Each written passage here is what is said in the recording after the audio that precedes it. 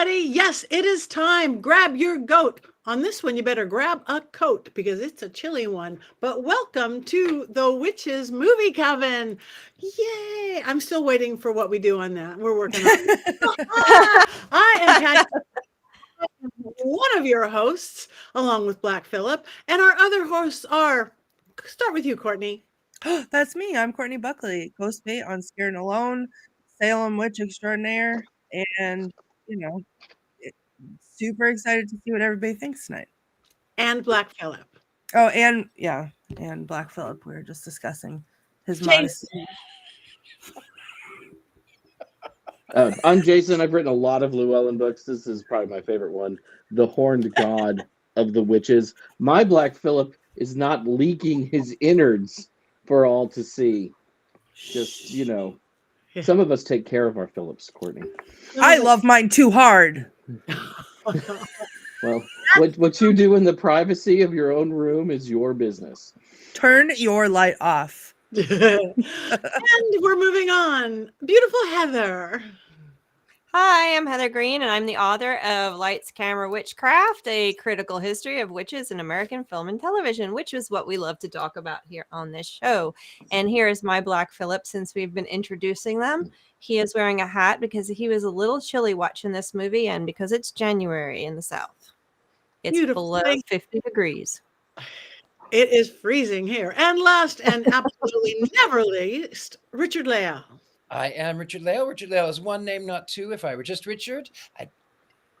Anyway, I guess we're going to introduce my Black Phillip. This is my Black Phillip. And to be friend, I am known as the Gentleman Psychic. I'm a psychic and a medium. I used to be a psychic and a small, but I gained a lot of weight. I did stand up until I learned that I could make more money on my back.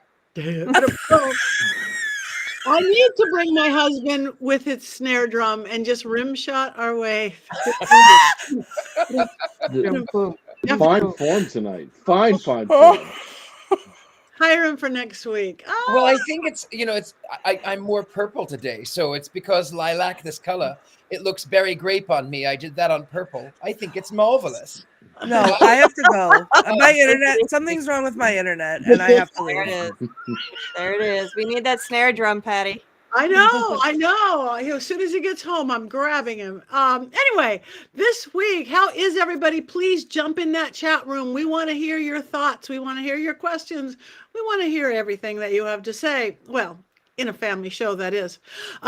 This week's movie, we are doing The Pale Blue Eye. I actually saw that last night for the very first time. It's a fairly new movie. I hope you guys watched it. But if not, if anybody did not watch it, Richard-Lael, do we have a completely unbiased... Oh, boy. It's a pale blue eye. Yes, I do have an unbiased story. So the plot line is the fictionalized version of some real life historical events. It takes place about 1830, and there is a detective who is called to West Point in the Hudson. And along the way, he's trying to solve these murders that have happened. And it turns out that there was an officer who died. It was said that he unalived himself, though all of the sort of references made it sort of impossible because he was seated, not hanging. And then while the body is in the morgue, someone comes in and violates the body by removing his heart. So this detective has been charged to sort of solve this murder, and what's happening, why is this, why did these people murder him and then take his heart? And then along the way, he encounters Edgar Allan Poe, of course, the famous Edgar Allan Poe, but at this point, he was not that famous. He was sort of famous. He was demi-famous. He was the Diet Coke of famous. Just 1 calorie. So he had published a few things, but he was not the famous Edgar Allan Poe in 1830. and Diet Coke. So they go through a lot of twists and turns. They find out that there is a group of Satanists who are not only murdering people for their hearts, unaliving them via the neck, and then removing their hearts, they're also doing it to cows and goats, like Black Phillip, who has his heart ripped out from the other side. Anyway,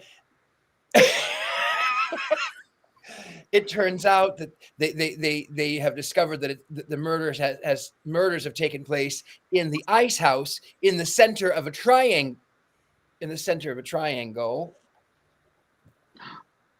I don't want to be in the center of a triangle.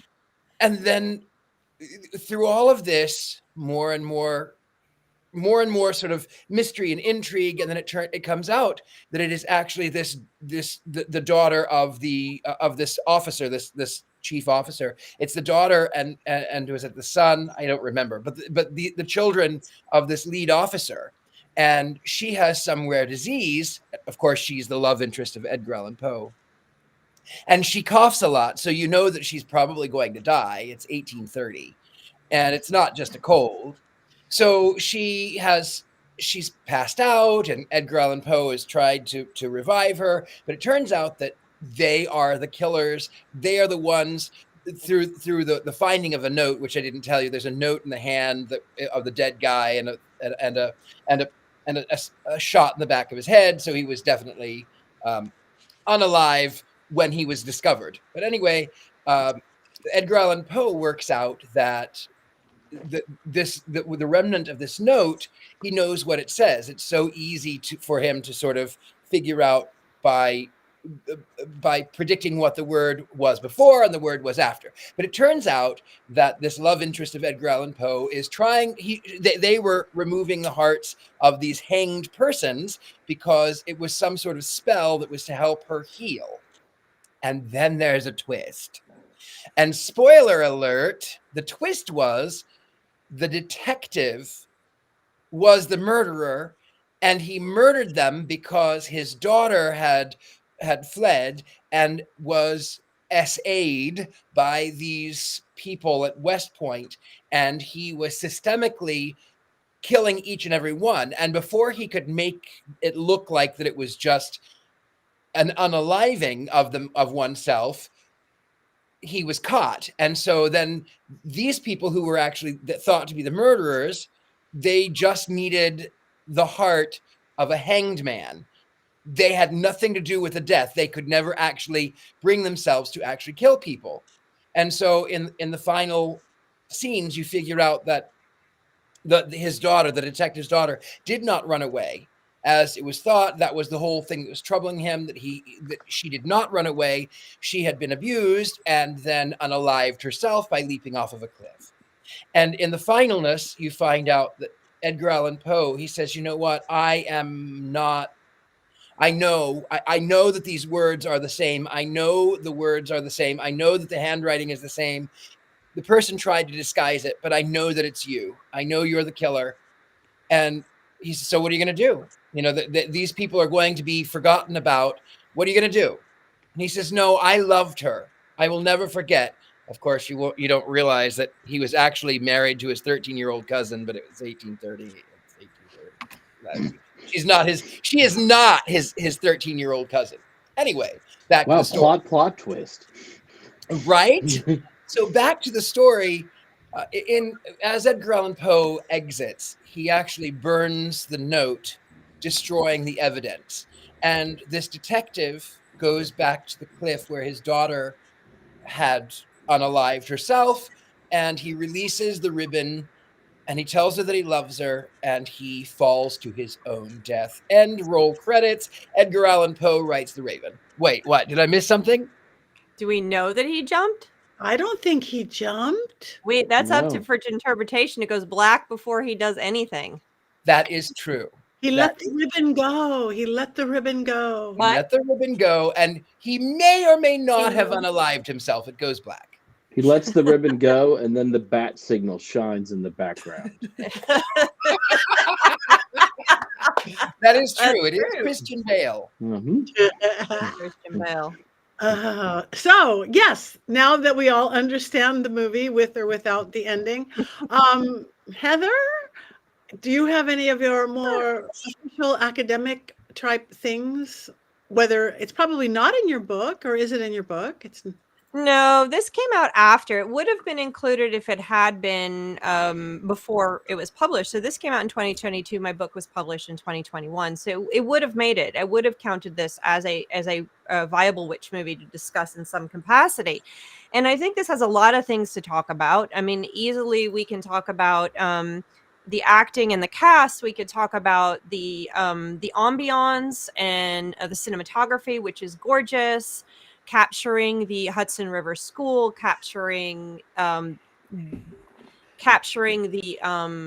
mystery. There's a lot of things we can talk about. Christian Bale, who's a brilliant actor, has been in Hollywood forever, doing so many different things, from everything from Newsies to Batman to the Ford v Ferrari movie. He's just such a variety of things that he's done, and we can talk about redemption and themes that are really interesting. Of course, the portrayal of the occult and how that fits in. But I think one of the things that's interesting, of course, is the Poe thing, because I think if you look at this movie, more than anything, to me, it's a tribute to Poe. And I think that is, and I'll talk about my opinions later, but I think you see that throughout, because from the details within this that actually touch him it's throughout. It's not just that he's there. He was a cadet for a year. Okay. So there are aspects that are the same. The pale blue eye is actually a line from the Telltale Heart. So in the Telltale Heart, his probably arguably his most famous story, he Poe's main character wants to kill a person, this old man, because he has this pale blue eye that pierces him. So you have that. You also have reference to the Pit and the Pendulum, which actually was made into a movie in the late 80s that has witches in it. Not what Poe did, but they added witches into it. We can do that another time. The wood plank, Pit and the Pendulum. You have him mentioning the poem, and he talks about Lenore. Lenore is, there is a Lenore poem, and then, of course, Lenore is mentioned in The Raven. You have a raven present. You have, there is a story called Landor's Cottage, and Landor is the main character of this. Not connected, but the original author of the book that this movie was based on obviously was either research Poe, a Poe fan or something, because he keeps touching on it throughout. There's all these things. The poem that Poe reads into Leah, the girl inside the movie, is not a real poem. It's not one of his poems. It was made up for the movie, but it points to Poe's actual work. So you see that throughout. The other interesting thing is some of the pieces when they talk to Poe, Poe was actually, I'm looking at my notes here, how many, he was known for shenanigans is what I read at when he was a cadet, causing problems, getting citations and demerits. And they mention that in the movie, he's going to get another demerit. And so he did cause a lot of, he didn't like being there. So he was actually finally discharged or expelled, I think is what it was, from the West Point Academy. So he did cause a little bit of problems. It was suspected that he murdered someone at some point. So there is some reality woven into this story. But a lot of it really was a tribute to Poe. And if you look at the ambiance, you look at the cinematography, it really captures Poe's own dark, gothic almost stories, and the themes are the interest in death and illness and the touching of life and death together. These are all themes that run through Poe's work that also are seen here constantly. Everybody is kind of dealing with this idea of someone dying, or someone who's dead, or someone talking to someone who's dead, or relating to someone who is dead or dying in that relationship. So you see that here. in this, as well as being what people consider often he's almost the Poe is the father of American mystery and American horror and Gothic horror. So you see that coming through in this movie. And one of the most interesting things for me was, aside from all this, because I could talk for hours on this topic, but was that I was sitting there at one point and I was listening to the music. If you listen to the score, close your eyes and listen to the score, it's extremely haunting. And the first thing that I thought of when I was listening, I'm like, oh my goodness, all of a sudden I'm thinking of Clarice Starling. And I looked at the writer of the music score, Howard Shore, for this movie was the same score for Silence of the Lambs. The music. So if you listen to the score of Silence of the Lambs and listen to the score of this, you will see it is unmistakable, and it's that haunting sound that just kind of permeates it and sits there almost like the cold fog, and it mirrors it beautifully. So you see that too, all capturing what Poe was about. And so I think this movie is more a tribute to Poe and than it is anything else. But there's a lot of other things we can talk about, the characters, but I just wanted to set that up because I think that's what this movie really presents to, the most powerful part of this movie to talk about. Okay. I will go next. I don't know what to say. I'm just going to talk about how I felt watching it. I have never been so cold watching a movie in my entire life. Truly, I'm sitting here with my heater that I'm always sitting with, and just this beautiful cinematography, the haunting music, the beautiful performances by everybody. I felt the empty, lonely, cold. I literally was like shivering in my own boots in my 80-degree house. So I immensely enjoyed not enjoying it, if that makes sense, because I don't like to be cold and I don't want to be so lonely, spooky, but I loved it. I'm a fan of I am a fan of murder mysteries. I ran a murder mystery company for 20 years. It was a beautiful murder mystery in itself. And my computer wants to update. No. No, not now. And so I just love that. Again, the characters were great, especially the main two. Their relationship together was beautiful. That could have been it in itself for me. And again, just enjoyed the mystery, enjoyed it all. Next. I'll go. I haven't gone yet. I feel like it took me 2 tries to watch this movie, and I only got halfway through. And that is not a testament to, it was a testament to like me not being in the right headspace to watch this movie. The cinematography was beautiful. Like I couldn't tear my eyes away from that. I loved the characters. I loved the performances. Edgar Allan Poe in this movie particularly is a whole mood. And I have quotes. I was furiously writing down quotes. But I found myself enjoying the characters so much, and then I had to stop and be like, I don't even know what's happening. Like, I like what they're doing and I like what they're saying, but I've lost the plot entirely. And it was really hard for me to follow, I think, because it was very slow, which I think it should have been, because it sets the tone nicely. But like, it dragged on, and I was literally at exactly halfway, and I was like, my brain can't take it anymore. And I just couldn't get through it. And I still don't think I didn't like it. I think I did like it, but it was just really hard. And I have to say that I realized something about myself while watching this movie and seeing Edgar Allan Poe inviting a girl out on a date to a cemetery. I thought that's why I don't date, because I've been waiting for Edgar Allan Poe my whole life. And there it is. But yeah, I have a lot of opinions about it, but and I'm torn, because I feel like it probably was. And then I looked it up. I looked up the ending, which I'm now mad that I did, because I spoiled it for myself. And usually I avoid spoilers, and I think it would have been really good, but I couldn't get there. We have a theme going here. Soon it's going to be the first half of the movie quotes by Courtney. Yeah, it's true. This is 2 weeks in a row. Weeks in a row. It's been the holidays are a hard time for me. They're over. I know, but my depression is not. So I'm working on it.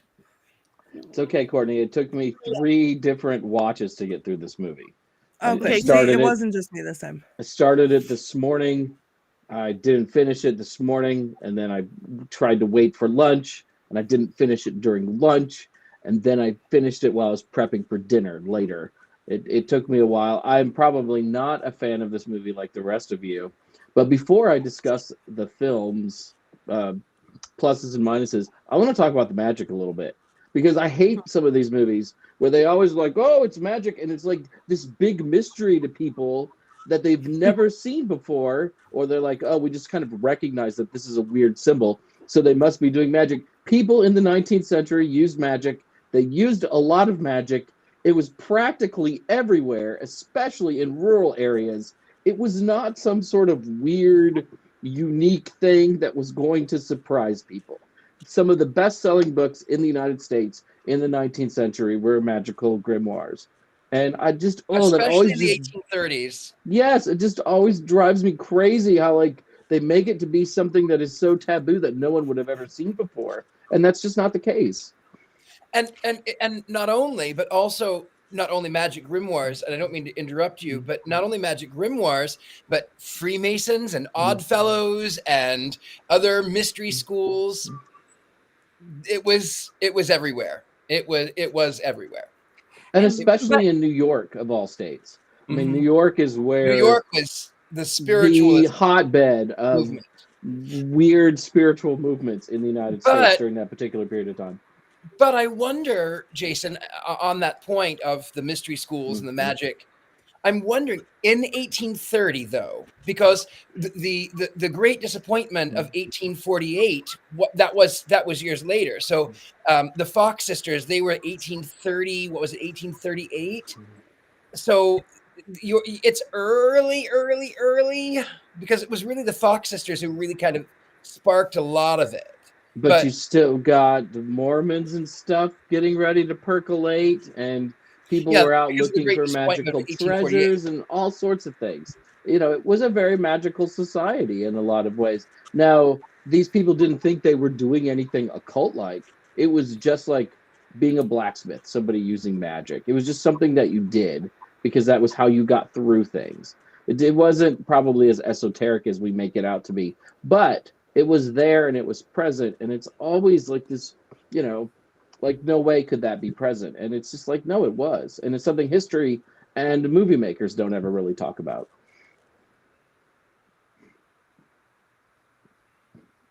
I've made everyone silent. Can I interject here? Silent.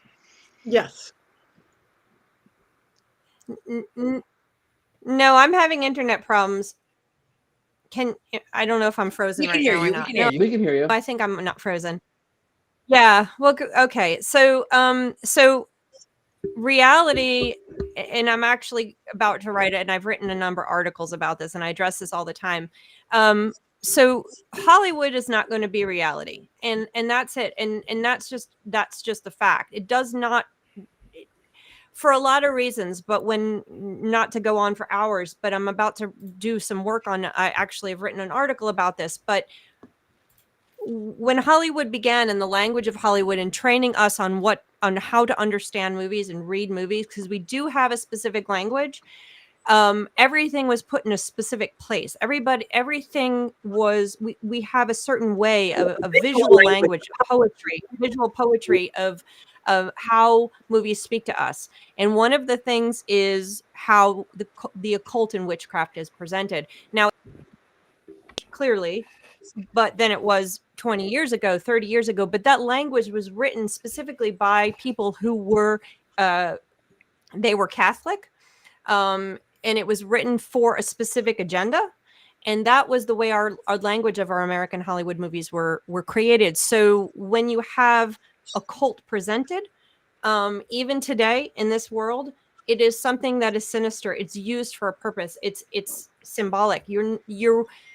It will be very rare if that ever changes to the degree that we would like to see it to be changed. It is kind of ingrained in the way Hollywood speaks to us. So we have that thought. It's not going to be, it's the reality of the way it was. They can't even get the reality of the way the 1950s were, the way the 1940s I mean, were. I get that, Heather, and I don't expect my movies to necessarily always be realistic, but I always think it's worth pointing out because I think that we've like have this picture of society where they just didn't use magic. You know, it's all of a sudden, witches came back in the 50s and 60s, and all of this stuff has always been there and always will be there. And I mean, I shouldn't expect very much from Hollywood.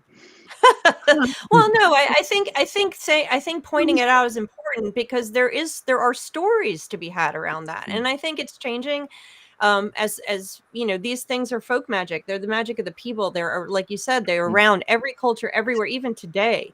And I think it's worth pointing out. And we just keep pointing it out.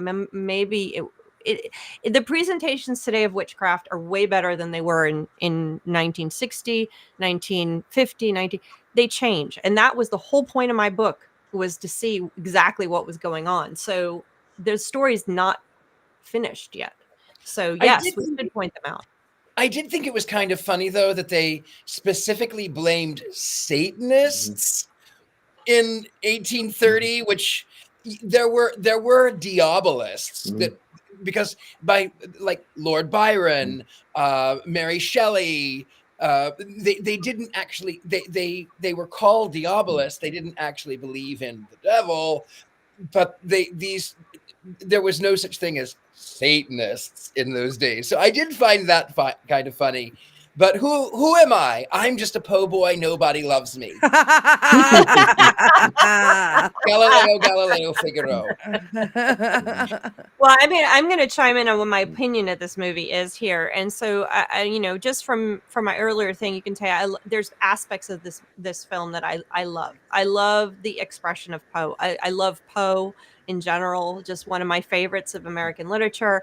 And so I love all that. I think the acting was superb. I think Gillian Anderson I wanted her to be better. I love Gillian Anderson in her new form that we see her in now with her mature woman stuff. She's really good. I think she went a little over the top at points, and I was like, okay, that's a little much for me here. But generally speaking, she was fun to watch. Poe is on point, and I don't think if anybody's pointed out, you may recognize him from Harry Potter, or maybe you won't recognize him from Harry Potter. I didn't. Yeah. I've never seen Harry Potter. Yeah, so he was Dudley Dursley, which you have to do a double take on that. But I think his Southern accent was a little bit generic. It wasn't quite right. It was terrible. Yeah. It was not quite right, was it? It was not good. I tell you, I did love the movie, but that Southern drawl was really annoying, and I couldn't quite understand why he was so generically Southern. And Poe grew up in Virginia, and so he wouldn't have had that accent anyway. It was like borderline Savannah with a little bit of North Carolina in there, and I think only people from the South would have recognized the differences in Southern accents. No, I'm not from the South, and I heard Savannah. Yeah, he tried the Savannah. It was not. So that was a little problematic. But I'm going to be honest. Christian Bale is quickly becoming my favorite modern Hollywood actor. I think he's absolutely brilliant. I think, I think he is up there with Jimmy Stewart for me. Let's be honest. So I always enjoy seeing him act.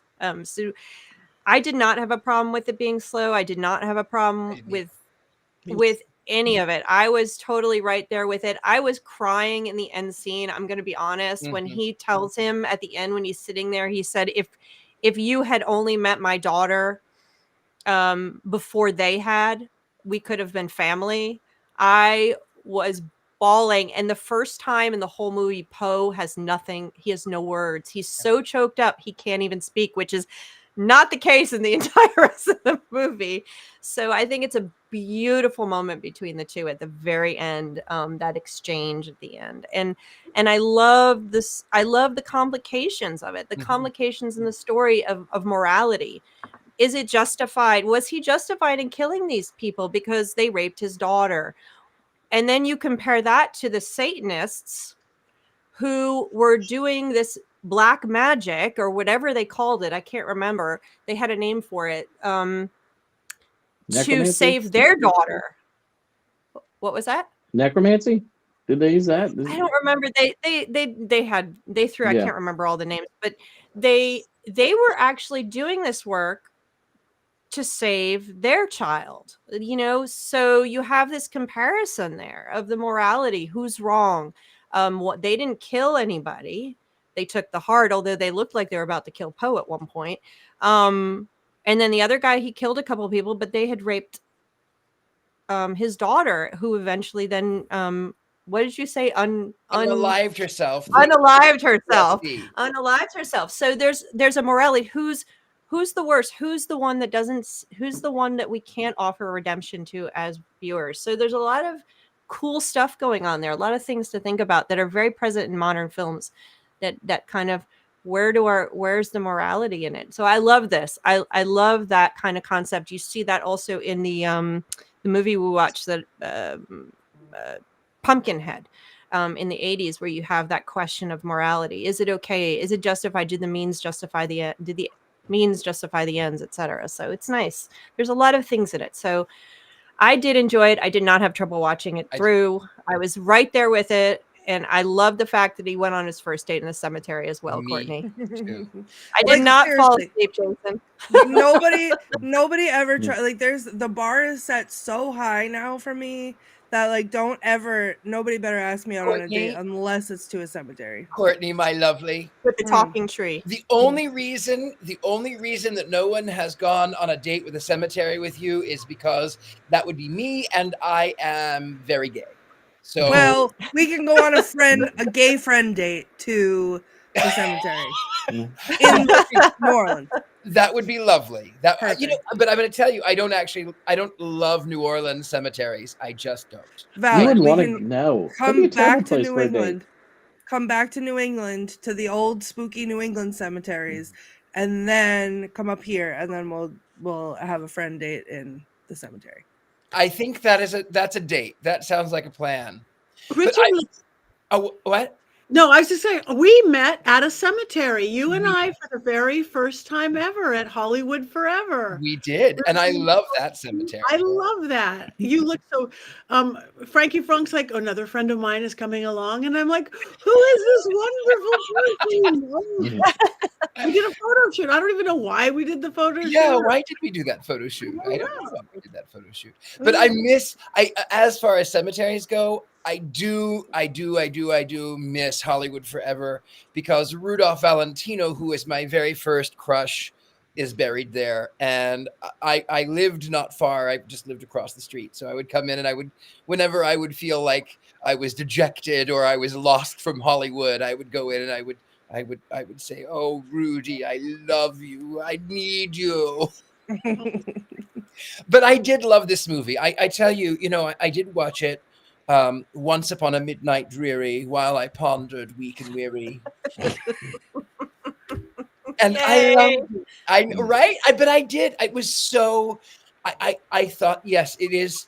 The story was in depth, and yes, there were times that it was very quiet, but I thought it was very interesting. I thought it was incredibly beautiful. I loved the fact that they actually filmed in Pennsylvania, because it looks a lot like the Hudson, but it's not the Hudson. It's actually Pennsylvania.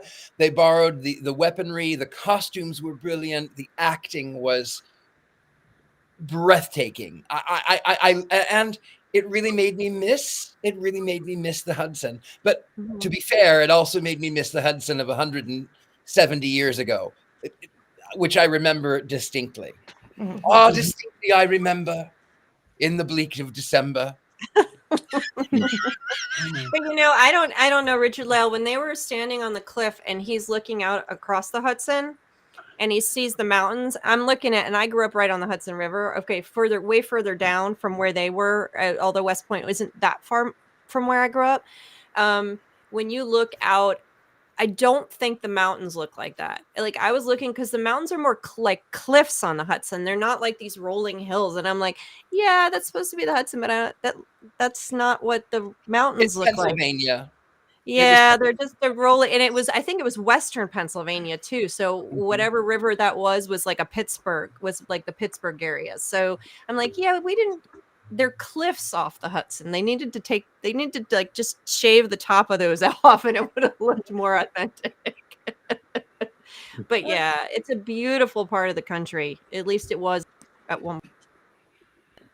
I loved how whenever they were showing where the army or has always guys marching, every time there would be this beautiful precision line. Every time it was part of the whole scenario.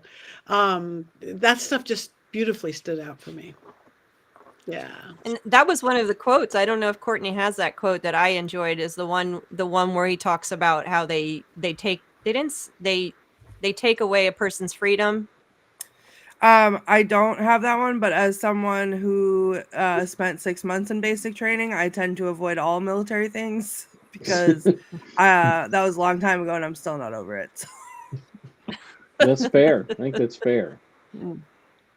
I'm gonna jump in. I did not join the military, but I did almost accidentally join the Navy once, because I thought that I liked the uniforms and I thought it was going to be like South Pacific. And then I called them. I said, well, I just want information. They said, well, we can't give you any information until you take this test. And I went, okay, I'll take a test. Why not? So they said, okay, that was great. Now you just have to go to Kansas City and take this other test. And I went, okay, I'm just taking a test. And then I get on the bus, and then I realized that with all of these other people that they're going to enlist. They're taking their ASFAB. ASFAB? ABFAB? I don't know.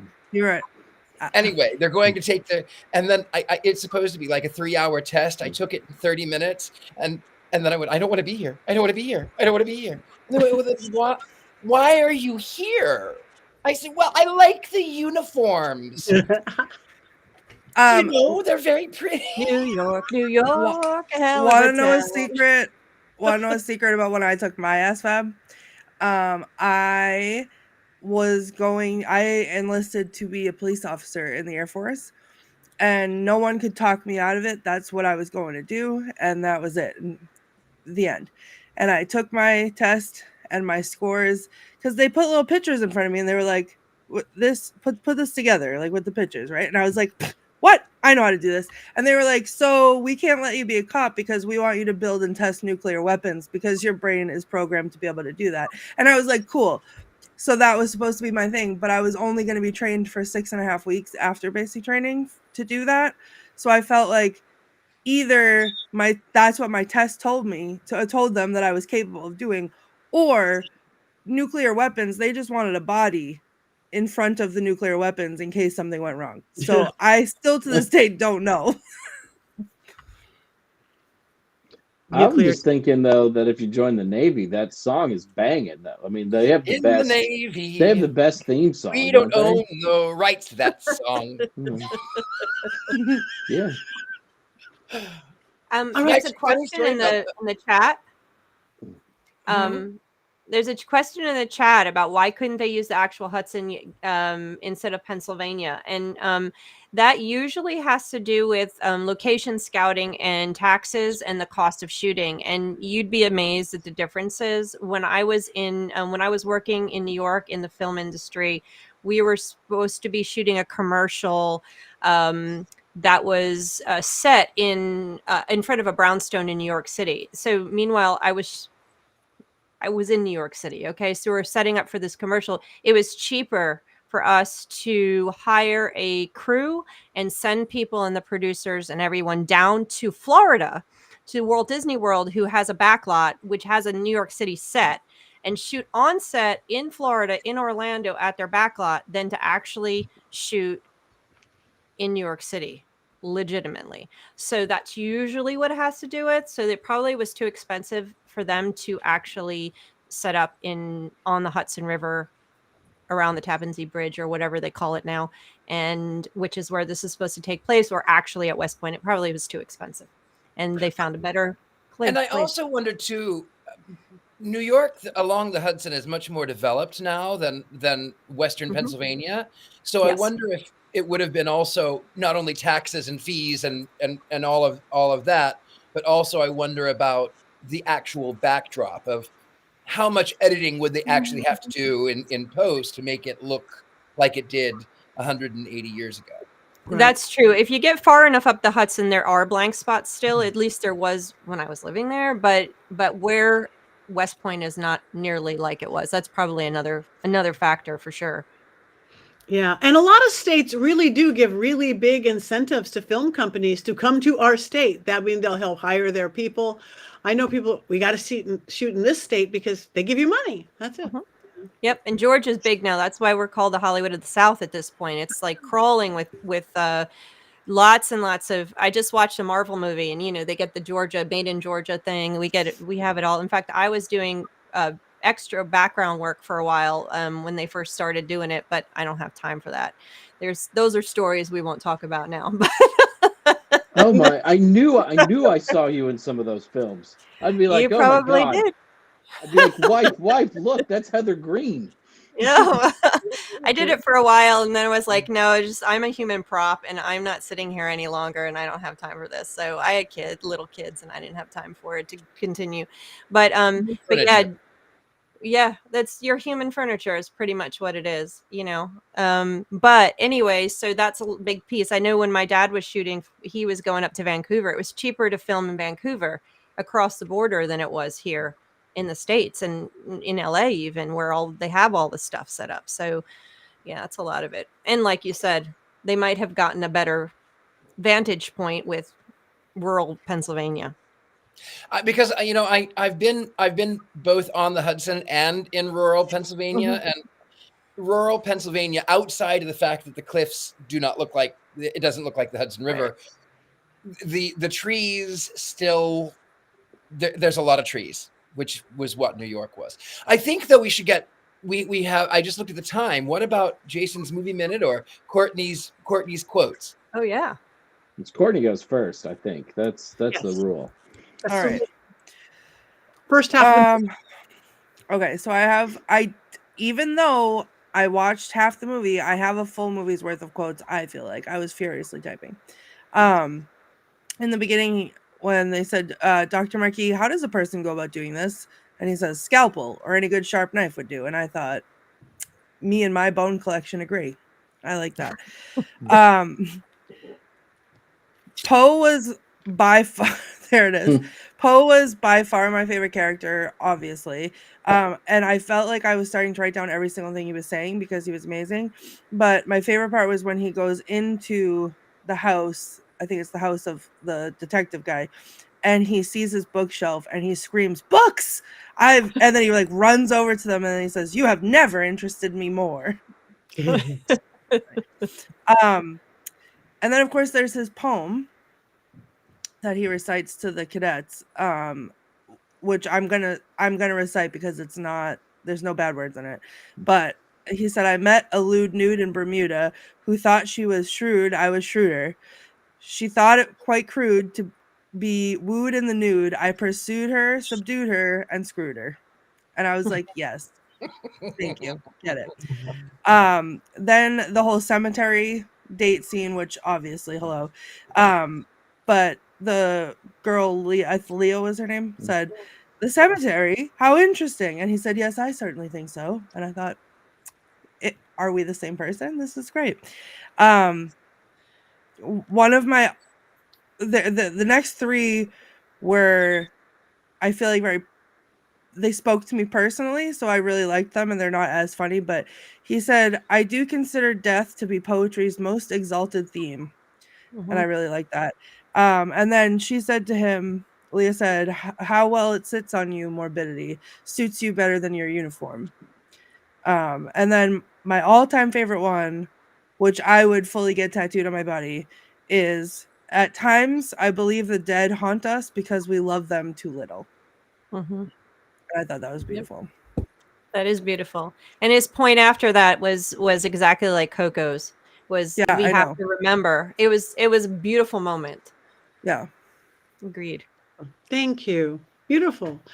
And Jason, do we have our Mankey movie minute? We do. You all are not going to like it because, as I said, I am going to turn my light off, Jason. Oh boy. yes, everyone should have a light they can turn on and off. I Because I can't didn't like this actually, movie but I as can. much I'll, as I'll block it. I didn't like this movie as much as the rest of you. So my opinion of it is really different. So here we go. It's the wackiest detective team-up in the history of Netflix. Meet Edgar Allan Poe, a wannabe poet stuck at West Point playing soldier. Edgar dreams about being a ladies' man, and perhaps even making a friend. And then there's Augustus Lando Calrissian, a grizzled old detective with a love of fine drink and facial hair.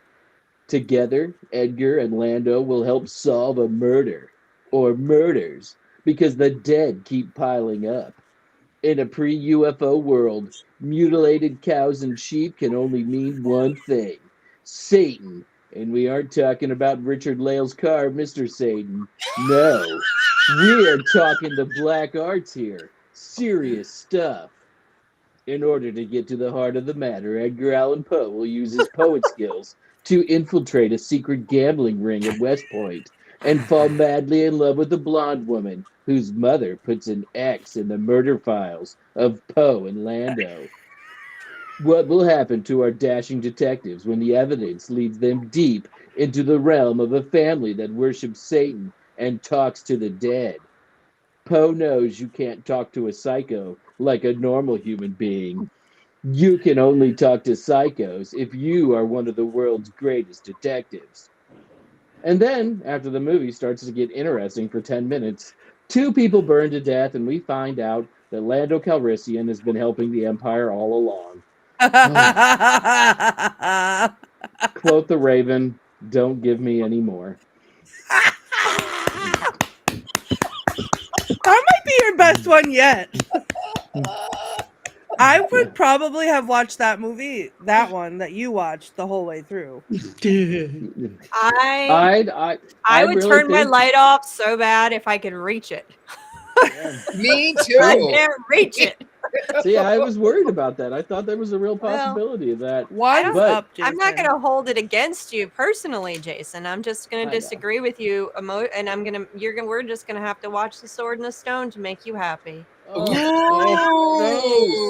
no. Which is To movie- make it up to you, we will watch The Sword and the Stone. Heather, I've never been so proud to be your friend than I am right now. I've learned from you. I noticed. getting Yeah, rough. I mean, I would have much rather watched a buddy team up with Lando Calrissian and Edgar Allan Poe, right? That would have been really fun, and it could have like set off a whole chain of fun Netflix detective films starring this unlikely duo, right? I mean, that would have been really great. It would have been great. But you have to admit the casting was really good, and the fellow who played the captain or whatever he was, whose daughter was the Satanist. The doctor, Toby Jones. Doctor. I love Toby Jones. Yeah. That Toby Jones was actually a real person, and the casting, they are the real one and the actor are like the same person. It's amazing. So the casting was great. This is, of course, Dudley Do-Right as Edgar Allan Poe. Who's Dudley Do Wrong in the Harry Potter movies, though? I mean, let's not sugarcoat that. Can I just point out that Jason said that he loves Toby Jones? And do you know what other movie Toby Jones was in? He was in Your Highness. Yes, and so therefore Jason loves Your Highness, and he just admitted to it. So I would like a clip of that, please. Blast it on the internet. Thank you. I mean, Toby, I will take no questions. I will take no comments. That was it. Toby liked to work and would often demean himself by being in less than stellar productions. Wow. And then, he steals the show in in Captain America: Winter Soldier. He's so good as a computer program. Oh my God, I love him so much. And on those love notes, it is time to vote. Wands up or one. One thing can I say about that girl? To me, it just looked like she had a bad cough. She was not coughing up blood and epilepsy. She had epilepsy. Yeah. Yeah, Yeah. epilepsy. You But shouldn't they need said the epilepsy, they suggested the epilepsy was caused by her talking to her dead grandfather, great grandfather, and it was caused. So what her actual illness was before that, I'm not sure. As someone who just recently survived tuberculosis, I felt represented when she was coughing in 1830 because I too had ghosts in my blood, and clearly I just was seen this whole movie. I should probably give it a higher rating than I'm about to, but I'm not. Here we go. Wands up, wands down, wands neutral. Oh, Edgar Allan Poe book. It is, and it's, you know what? It's going up because, especially when Jason hates it. So I'm gonna go read it. Jason, I mean, just I to didn't counterbalance. hate it completely. I didn't hate it completely. I mean, it has a really great cast. There's some nice performances. It goes on too long. And then there's that weird tonal shift at the end. And I'm not sure that it really is justified or that it works. It was beautiful. It was beautiful. It was chilly and beautiful. Yes. So, all right, it's very mixed all the way around. A lot of neutrals on this one, between down and neutral. But let's talk next week. What are we seeing next week? Do we have any Midnight Offerings? Midnight Offerings. Okay.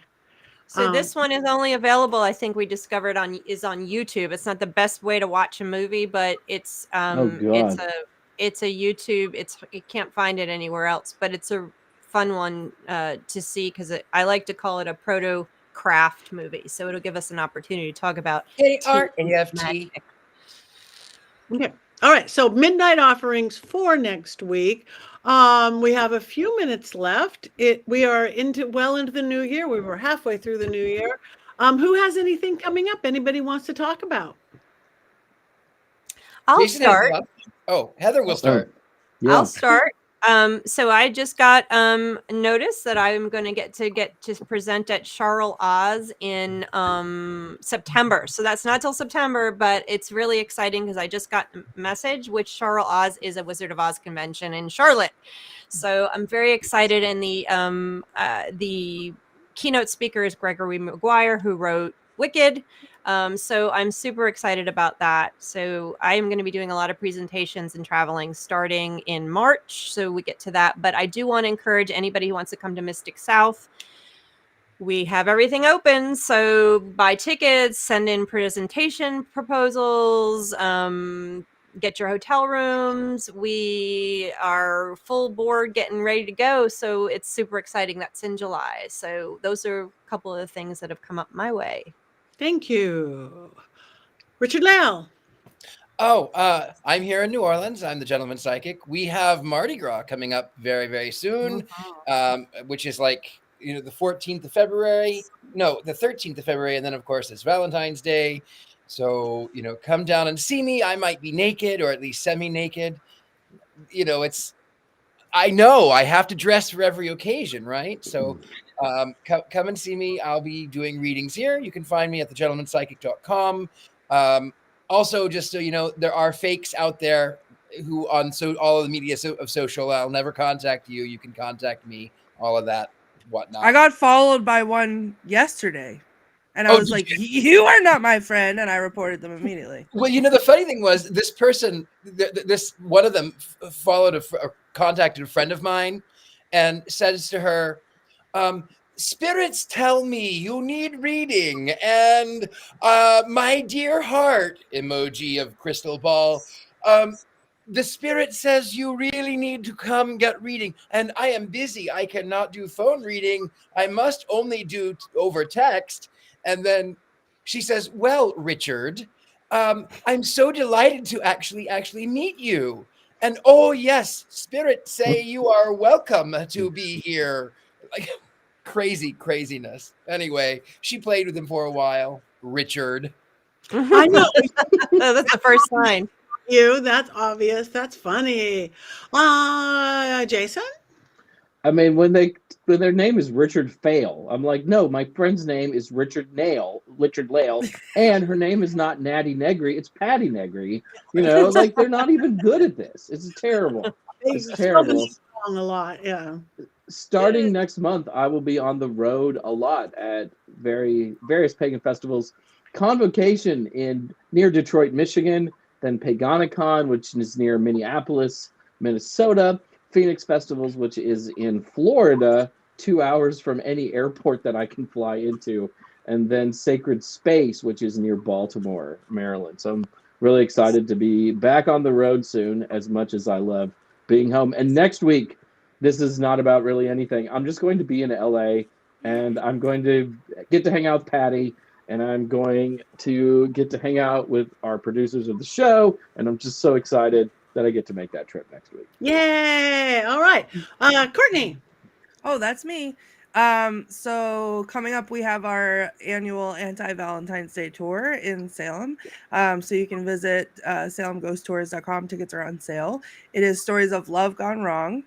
And it was written by me because I hate Valentine's Day, or it was partially originally written by me. It's taken on its own life now, but mostly because no one has asked me out on a date in a cemetery yet. So now you get art from that. Right. But we have friend date, not Valentine's Day love date. So still you get that. Also, I'm very excited. I just want to share this. I got to go see Beetlejuice, the musical, which I'm sure you guys, I've talked about it before, that I love so much. I saw it in May, and I haven't stopped listening to the soundtrack since. And this past weekend, it was in my state again. And I got to see it not once, but twice in a row. And it was glorious, and I loved it, and it was great. So hooray for me. And that's Yay. Thank you. All right, me, everybody else. Okay, anybody in LA in 2 days, Friday night, we are doing a vampire Babylon salon. We are celebrating Father Sebastian's 490th birthday, so it should be very special. Next week, I will be in Virginia at Tavern Paracon, some Tavern Paracon. I don't have a cute little graphic yet because I didn't give her. Hanover. Thank you, producer Rob. Hanover. I can never remember because it's called Hanover. Hanover Tarracon in February, the big LA ball. We just moved to the Mayan, which is going to be really, really exciting. And then I'm on the road. I just booked Michigan Paracon. I just booked Penthurst. I've got Old Globe in Phoenix. I've got Spirits in the Sky, wherever that is. So I've got to make my little list so we can get little graphics. But go to pattinegri.com. You can find everything. Please, with all of us, like us, follow us. It makes a difference in whatever world of this media world. So on our social media, like us, tell your friends about this. If you like our show, bring them in. And that's it. So Tabitha will be there. Yay, we'll be somewhere. Tabitha. I don't know where, but she's going to be here because the voice of the gods just told me that. I feel like we're going to find Courtney a Valentine's Day date on this show. I mean, did you see that? We need to go man watching. I mean, what? I don't have. Hold on. I can't see the comments. I cannot see the comments. I can't see them. I will say, Natural Born Witch is. She says. They say, yes, I need to go love. I need a love date in a cemetery too, Courtney. Too bad Richard is battling with the other team. It's Richard-Lael. Just so you know, that's how you know that I'm not the fake one, Richard-Lael. Because the fake one is. Yeah, we need to go man watching. We need to go man watching. I don't need to go man watching. I just need a suitor who will approach me in my natural habitat, which is sweatpants and this, while I'm playing video games and being by myself, and then propose a date in the cemetery to me. I have a gentleman suitor in my sweatpants, and I am coming and knocking on the door of one Courtney Buckley, who is wearing sweatpants and playing some video games. Oh, you let's go from to the cemetery. Declare. The fake Southern accent. There it is. I do declare. All right. Well, we are. Nobody talks like. So, Foghorn Leghorn. We have one last thing to do. I don't know. Should we do it with a bad Southern accent or cackle, or how? How can we do that? Well, I do declare that we should. I think we should. So one more thing to do, and we want all of you out there to do it with us. Your very best, overdone, over slow Southern. Oh no. 1, 2, 3. Ay, ay, ay, ay.